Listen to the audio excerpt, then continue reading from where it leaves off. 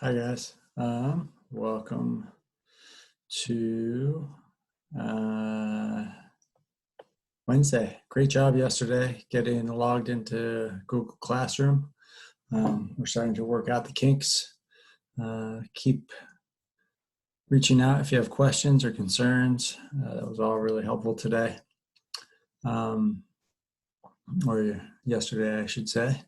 And today I have a quick review lecture. So the rest of our week looks like this. Today you have time to finish your review packet, but I also wanted to give a quick review lecture. The IA is coming up on Monday. You guys have the History IA is first. It's going to be a 45-minute DBQ, just like the AP exam on May 21st will be. We asked you guys to fill out a quick form with your current address today. We need a great address where we can send you a small, easy to use, thin paper copy of the course reader, something that you could flip through really quickly because the DBQ exam on May 21st, the AP exam on May 21st is going to be open note. So we're going to talk about the skills and the new rubric for the exam and how you should take an exam online. We're going to cover some of those skills tomorrow to get you ready for the AP, or the IA. And then we're going to keep working on those skills for the next month to get you guys ready for that exam on May 21st. Today we're going to look more at what we've covered since we started online learning, and we've covered a lot. I just want to go through a quick reminder of what we're looking at. So again, today we're going to do a quick review of the topics, the content that we've covered so far that you could be tested on Monday. And then tomorrow we're going to cover the new rubric for the DBQ, some skills that you will want to employ, skills you guys already have, just kind of rethinking how you're going to use them on Monday when you take the IA. I also want to say before we go on that the IA, as kind of weird as it is to have an IA for quarter 3 in the middle of quarter 4, for our class, it's perfect. It's great to have a practice opportunity to take an AP practice test on your computer to get a little sense of what it feels like to do this DBQ exam in 45 minutes, to do 5 documents. So I'm really happy we're having this IA next week. And it'll give us a lot of good data that we can use to figure out the rest of our study plan. Okay, so thinking about today, we're looking at IA review. I'm going to start the slideshow and just quickly go over the topics. I'm not going to go into detail. If you need detail, you need to go back into the videos that I already posted. You need to go back into the lectures, back into your notebook, the notes that you took, the notes you took in Schoology, wherever your notes live, go back to the course reader. You can read about all of these topics in your course reader. You can learn about all of these topics in the lectures that you've already received. This is just a quick summary review of everything we've covered. And this is what one of these topics is going to be the focus of the IA. So, or maybe a bridge of a couple of the topics, but this is what the IA content will cover. As you remember, the content for this new exam with the shortened year is only going to cover units 1 through 6 of the AP exam. So we're not including 7, 8, and 9, which are all 20th century. Global conflicts, Cold War and decolonization, globalization, not on the test. This is the stuff that's on the test: global tapestry, networks of exchange, land-based empires, transoceanic connections, revolutions, consequences of industrialization. We have covered all of that stuff in our regular class. You guys know everything you need to know already on all of those topics, but in our review, we've only covered those first 4 units. We're going to start covering revolutions and the consequences of industrialization after we get back from the IA and after we get back from spring break. So you guys are going to be responsible for a DBQ in one of those first 4 units. So what are the units about? Global tapestry. This is basically the post-classical empires. You need to know something about the Song dynasty. You need to know that they utilized champa rice. You need to know that they invested in the Grand Canal. You need to know that they were very important facilitators of paper. They created a mass-produced technique to make paper. They're also some of the key inventors of gunpowder weapons. So the Song dynasty came up with paper, woodblock printing, gunpowder weapons, all these technologies that transfer to the Middle East and to Europe. You need to know a lot about the Islamic caliphates. So if you don't know a lot about the Islamic caliphates, you need to go back and look at that lecture again. You need to go back and do the reading again.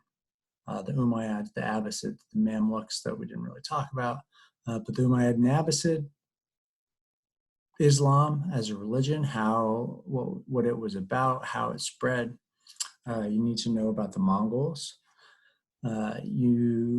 Those 3 are bolded and much larger because those are the 3 big ones that you should definitely study and brush up on. Aztec, Inca, feudalism in Europe, Ghana, Mali, Songhai, Swahili city-states in Africa, the Delhi Sultanate in India.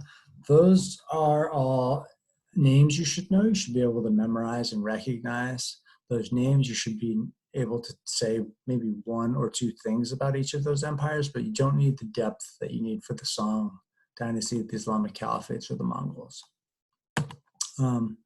The next unit is on networks of exchange, which is basically post-classical trade. You need to know all of the networks of exchange. You need to know the Silk Roads, and especially for the new AP curriculum, you need to know how the Mongols influenced the Silk Roads, how they established dominance over almost the entirety of the Silk Roads, how they introduced the Yasa, how they encouraged trade through the Pax Mongolia, and how the Mongols really facilitated the transfer of ideas, especially gunpowder and paper, from Asia to the Middle East.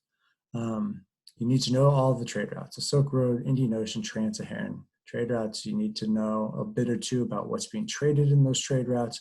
You need to know the key ideas that are spread through the trade routes and technology that is spread through the trade routes, like Islam. Buddhism spreads very deeply into Asia during the post-classical era, especially into Southeast Asia and into East Asia. It gets a stronger hold in China during the post-classical period, and you need to know the technology. The 2 most important technologies transferred during this time period are gunpowder and paper. And you guys remember this, but disease also spreads. This is the time of the bubonic plague that doesn't just take out Europe, it basically takes out huge swaths of all of Eurasia. Then we moved on to land-based empires. We talked about the Ottoman, the Mughal, the Safavid, and the Russian empires. We talked about how they were all gunpowder empires. They used gunpowder to expand. Key technologies like Orban's cannon to bring down the walls of Constantinople. We talked about how they ruled, and all of these empires rule using some kind of balance of religious tolerance or forced conversion. They all use tax and tribute systems. They all use bureaucracies. They all have some kind of syncretism that blending of culture and ideas, because they conquer diverse people and then they bring in that diversity into their empires. So go back to your notes, go back to the course reader, go back to the lectures, and watch those videos again if you want. Go to Crash Course World History. If you like John Green, you can watch videos on all of these empires. Brush up on each of those empires, how they expand, how they rule, what are the key terms connected to each of those empires. After that, we moved on to maritime empires. We talked about the motivations for European exploration. What technology did they need to start leaving Europe and start exploring? The main empires we talked about were the Spanish, the Portuguese, the British, the Dutch, and the French, especially Spanish, Portuguese, and British.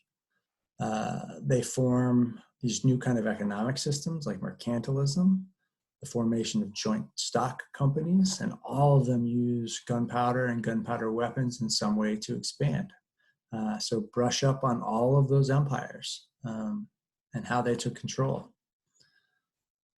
You should also study the Columbian Exchange. You need to be able to define the Columbian Exchange, biological transfer between the Eastern and Western hemispheres.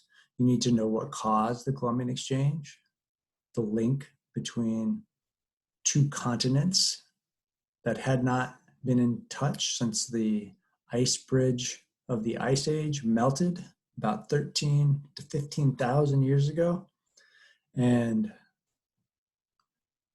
why Europeans started exploring, how they end up arriving in the Americas in the first place, and then what are the consequences of the unintentional transfer and intentional transfer of biological species, plants, animals, and diseases between the old world and the new world. And then what are the impacts? And there are a lot of impacts of the Columbian Exchange. Think demographic impacts in the Americas, demographic impacts in Afro-Eurasia. There's a lot to think about there, a lot to make sure you know what crops go in what direction, what plants and animals go in what direction, and then the impacts of all of that. I think you guys are in pretty good shape. We've covered a lot. That's for sure. The last one we looked at, not second to last, penultimate, was the Atlantic system. Again, you need to know, what is the Atlantic system? Can you explain triangle trade? Do you know what goes from Europe to Africa, what goes from Africa to the Americas, and what goes from the Americas back to Europe?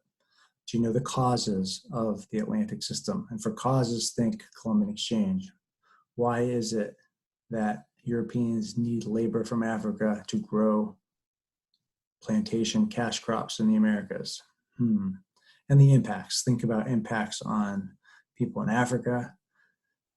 Think of impacts on the environment in the Americas. Think of the impacts in the Americas. Think of the economic impacts for Europeans who are involved, all of the different impacts of the Atlantic system. And the last thing to think about is just continuity change over time in the early modern trade network. So what happened in the Indian Ocean? How did it change? What stayed the same? Were there major changes or continuities in the Silk Roads?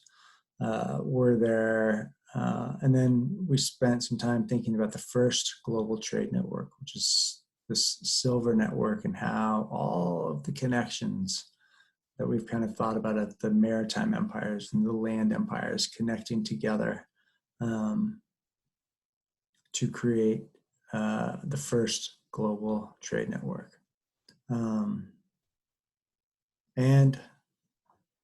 This is a good check on me. I forgot one land empire. What land empire is missing here?